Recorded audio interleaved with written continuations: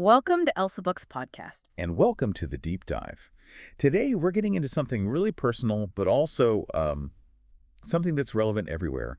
We're diving deep into the principles of marriage from the work of Walter Trobisch, especially his book, I Married You. You know, the power of this material, it's really where it comes from. Trobisch's insights, they came from real conversations, from lectures he gave all across Africa. Right, in places where societies were changing so fast, trying to modernize, but also hold on to these ancient ways. But the problems he ran into, doubts before marriage, arguments over fidelity, the weight of family pressure, divorce, these are things couples face everywhere. London, Tokyo, Des Moines, it's universal. That's our whole mission today. We want to cut through all the noise and give you a real tool for assessment. Trobisch's triangle. It's a solid, biblically based framework you can use right away to see how healthy a relationship is. And the stakes were high right from the get-go for him. He met a young woman, Miriam, who was engaged to a man named Timothy, but she was worried her feelings were, and this is a quote, not quite deep enough for marriage. She put her finger on this cruel cultural trap. She said, in our country, we can't talk to a boy and go out with him unless we are engaged, but we can't get acquainted unless we are engaged. It's a total paradox, isn't it? She's in a legal commitment before she even really knows the guy, and then she feels trapped. And to make it worse, the fiancé was using emotional blackmail. He threatened suicide if she left him. Wow. It just shows you the danger of letting all that external pressure, the cultural stuff, override a true, informed commitment. And this crisis, it leads us right to the foundation Trobisch says is the only reliable guide. And that guide is Genesis 2.24.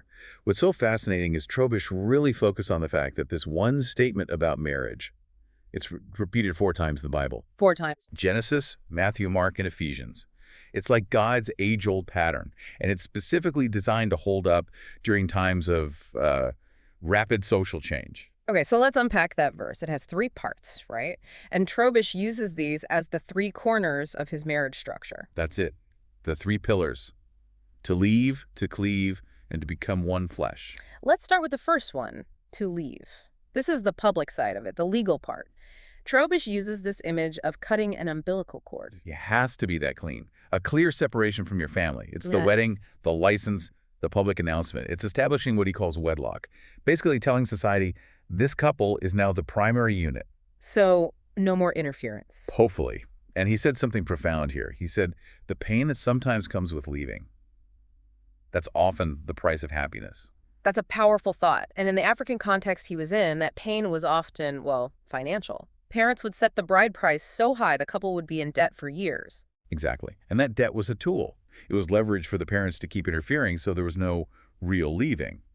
They were married on paper, but financially, emotionally, they were still under their parents' thumb. The structure was just incomplete. Okay, so if leaving is the public declaration, what about the private day-to-day part? That brings us to corner number 2, to cleave. The original Hebrew here is so visceral. It means to stick to or to be glued to. Glued to. Yeah. Think about it. When you glue 2 things together, if you try to pull them apart, you don't just break the glue, you tear the surfaces themselves. Both are damaged. So cleaving isn't a feeling, it's a decision, a really uncompromising one. And that decision changes your priorities. Trobisch says cleaving means your partner comes first. Before your job, before your friends. And even before your children. This is a big one. How does that work in practice? He gave a great example. When you get home from a trip, even a short one, you embrace your spouse first, before the kids. It's a small thing, but it shows the children every single day that the foundation of their family is the marriage, not them. Simple, but powerful. So that brings us to the third corner, to become one flesh, the physical union. Right, and Trobisch was so clear that this is a holy thing, completely within God's will, which is, a big statement to make, pushing back against all the shame and embarrassment about sex that you'd often find in the church. Yeah, that's still a thing today. It is. The image he used to explain it was from Liberia. It's a carving of 2 heads made from one piece of wood, but they're connected by a chain that has no joint. So there's still 2 individuals. But they're also fused, a new single thing. So you need all 3. Leaving or wedlock, cleaving or love. Yeah. And one flesh, sex. All 3 have to be there. But this triangle, it doesn't just exist on its own. To really get it, you have to understand what Trobisch called its main global rival, the garden concept. Ah, yes. This is so important because this idea is everywhere in so many cultures. It comes from this Really old, inaccurate biology.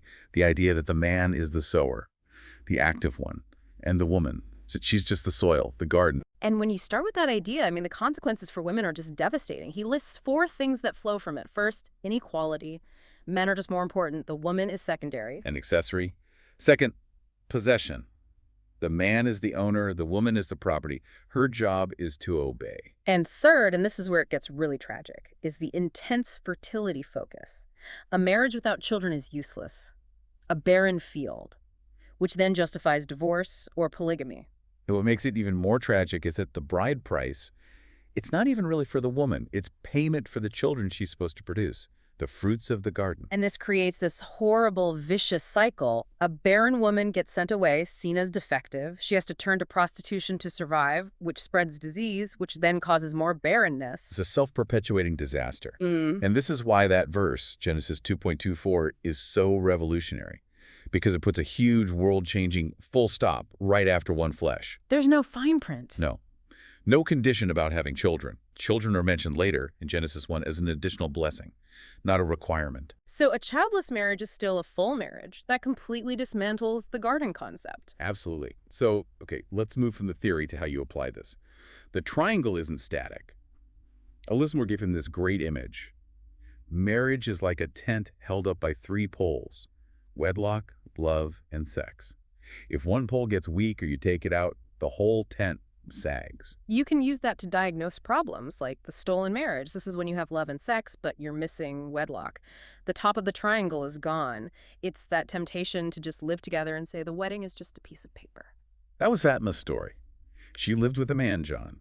He paid for her education, which was kind of a modern bride price. It made her dependent on him. But he kept putting off the legal wedding, and he wouldn't let her go to church. She could feel how incomplete the tent was.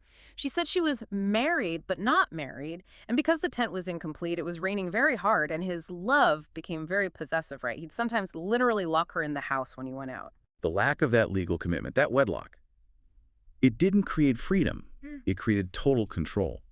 And it got worse. She found out he had a tape recorder hooked up to their phone, taping all their calls. Unbelievable. When commitment is missing, love can turn into surveillance.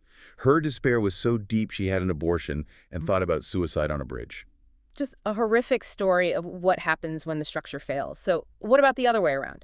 The empty marriage. This is when you have wedlock and sex, but the love, the cleaving pole, is missing. This was the case with Daniel, a pastor, and his wife Esther. He was so committed to his work, his church, that he just neglected his commitment to her. He was physically there, legally married, but emotionally gone. And Esther's complaint was so simple and so sad. She said he never kept meal times, and all she wanted was 15 uninterrupted minutes to just share her day with him. Yeah. It shows you that cleaving isn't just about not cheating. It's about actively sharing your life.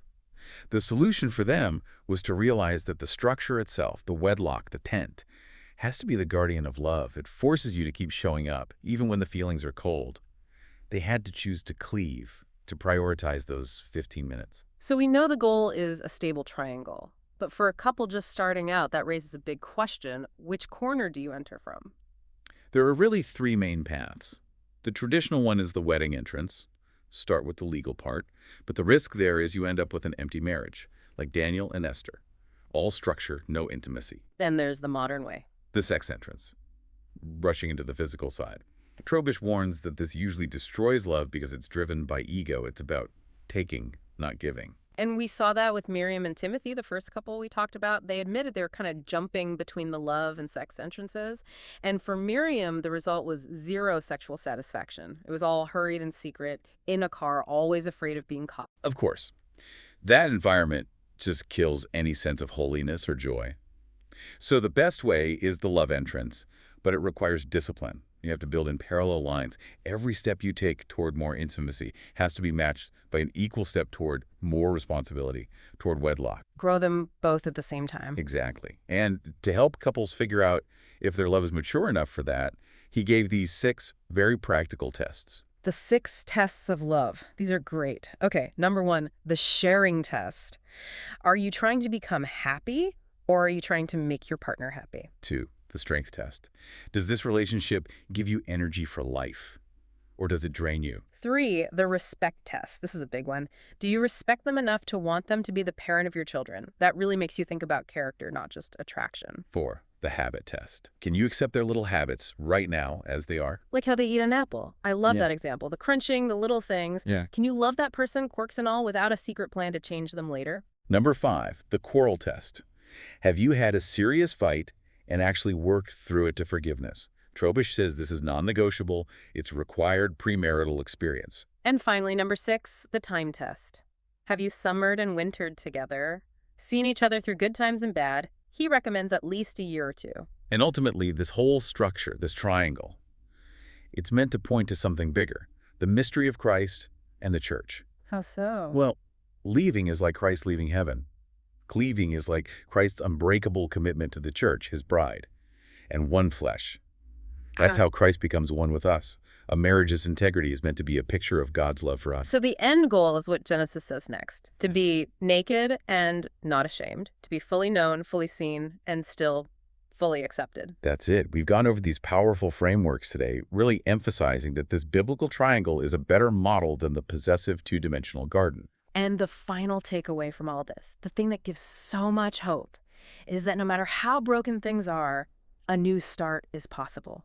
Fatma, the woman from the stolen marriage who'd have been through so much, she found complete forgiveness and freedom. And that leads to the most incredible final twist in the story. Yeah. Remember Maurice, the 34-year-old bachelor who was insistent he had to marry a virgin. Yes. He ends up driving Fatma, the woman who was the opposite of everything he thought he wanted, to the airport. And while he's praying for her, he hears this clear voice inside him say that Fatma would be his wife. Wow. He sends a telegram to Trobisch asking if this could possibly be from God. And Trobisch, the counselor, tells him to send back a one-word telegram. Yes. So it leaves you, the listener, with this question. Yeah. Is God also a matchmaker, Yeah. even in the middle of all our brokenness? This book is available in all Christian stores. Read it and be blessed. Thank you for listening, and do subscribe to our channel for more.